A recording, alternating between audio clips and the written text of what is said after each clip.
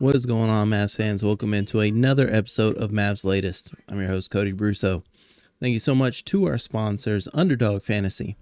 On today's show, a potential three-team trade in the works. Some sources have come out that a deal I didn't see coming could be in the works behind the scenes.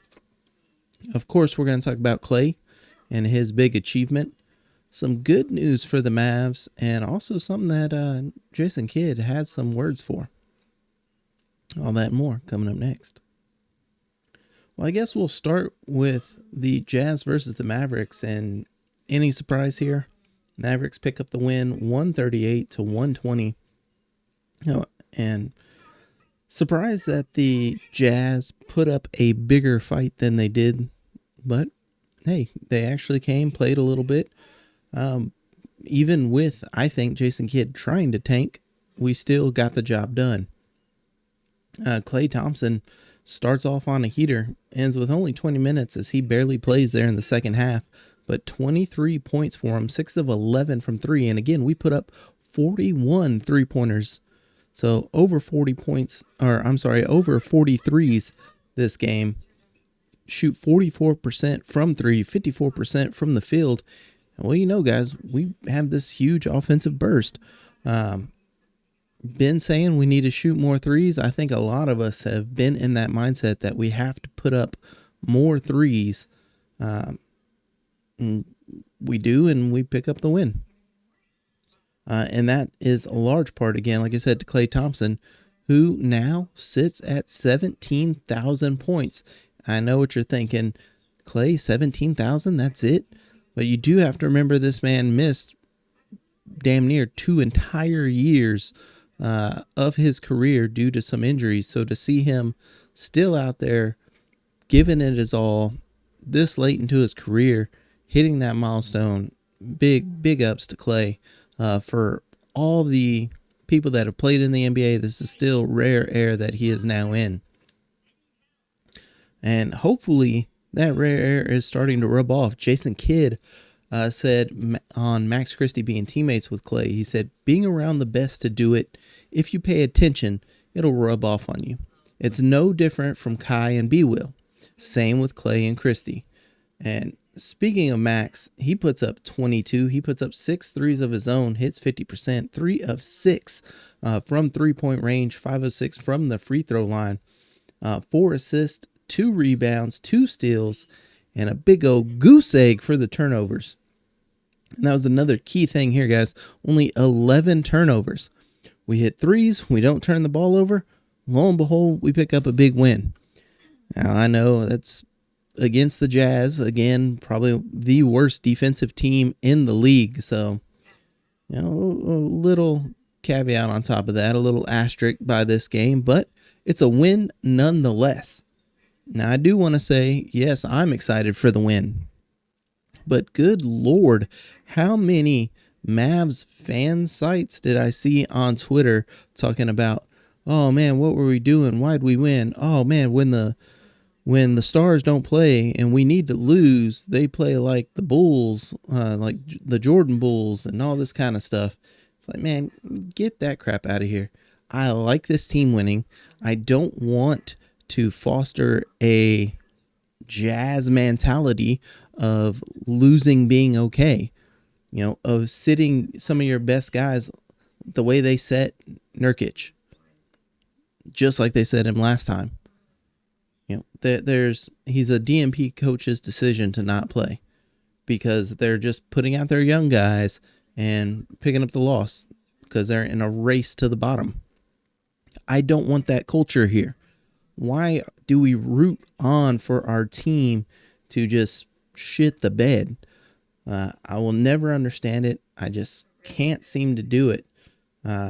As much as I understand wanting to get a good pick, man, if we go and we lose these games and we're trying hard, then screw it. We lose them and we'll take our pick where we get them. But to purposely play like shit or hurt the lineup the way Utah did to get a better pick, and I will say a shot at a better pick because it's not guaranteed.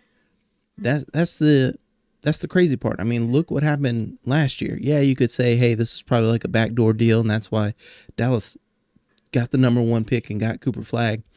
Maybe that's the case. Or maybe, it just happened.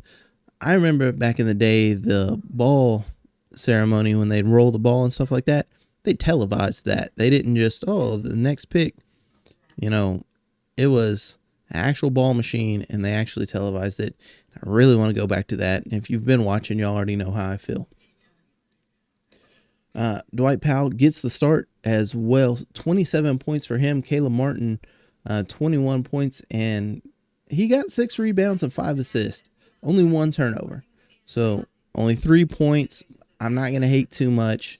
He facilitated. He did okay. 21 minutes. A decent job for a role player. Also for the Mavs, Jaden Hardy puts up 12 points. I don't know. I'm still ready to trade Hardy. I don't know about y'all, but I'm over the Hardy party and the Hardy party experience. Cisse 1 point away from another double-double, 9 points, 10 rebounds for him on just 21 minutes. And the countdown is on, guys. Only 14 games left with Cisse on a 2-way, unless we're able to convert him over. And that's unfortunately for us, that's going to be it. 14 games. Again, I think they're going to be trying to work some deals, make some stuff happen in order to sign Musa, especially with Jason Kidd saying that he is a basketball player. He is an NBA level player, and he's vital to this team. I think that's kind of foreshadowing that stuff is happening in the background to make sure that Cisse stays on this team.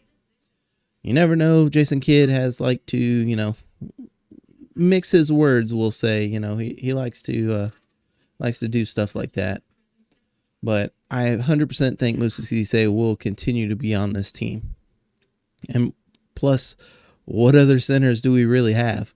So we need Cisse on this team extremely bad. Now, guys, fast breaks, buzzer beaters, and block parties are back, and Underdog is the place to get in on all the action. Playing on Underdog is easy. Just pick whether your favorite players will go higher or lower on stats like points, rebounds, steals, and more. Get your picks right, and you could win up to 5,000 times your cash. Today on Underdog, I'm looking at that New Orleans Pelicans and Houston Rockets matchup. I'm looking at Zion Williams. They have him at 22.5 points. I'm actually going to hit the lower on that one. I'm looking at Kevin Durant, 25.5. I'm going to hit the higher. I think KD goes off on this game to secure the win for the Rockets.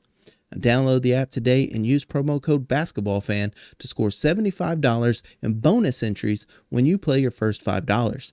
That's promo code BASKETBALLFAN. Underdog. Make picks. Win money. Must be 18 plus. 19 plus in Alabama and Nebraska. 19 plus in Colorado for some games. 21 plus in Arizona, Massachusetts, and Virginia. And present in a state where Underdog Fantasy operates. Terms apply. See assets.underdogfantasy.com/play and get terms DFSTML for details. Offer not valid in Maryland, Michigan, New Jersey, New York, Ohio, and Pennsylvania. Concerned with your play? Call 1-800-GAMBLER or visit www.ncpgambling.org. In New York, call the 24/7 helpline at 1-878 or text HOMI 467-369. Now, one player that I talked about yesterday, that if I was going to take a swing on anybody, it would be Kuminga. That may be somebody that's coming this way, as Dallas Hoops Journal reports that the Golden State Warriors and the Brooklyn Nets are working on a deal to send Michael Porter Jr. to potentially go there to Golden State. Now, where that comes to us is because Kuminga is involved, and he would not go to the Nets.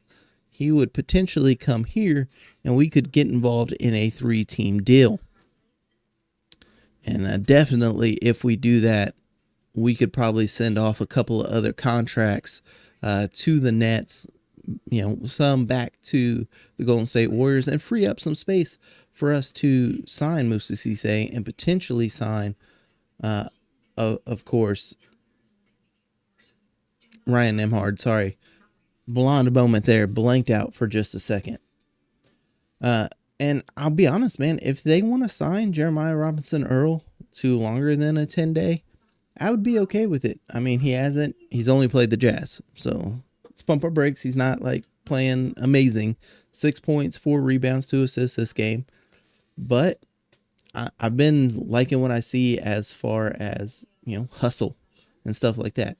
The eye test tells me that, he could be a solid bench player, not a role player or anything like that, but maybe like a 7th, 8th, 9th man on the roster kind of thing. I think he could potentially do that for us.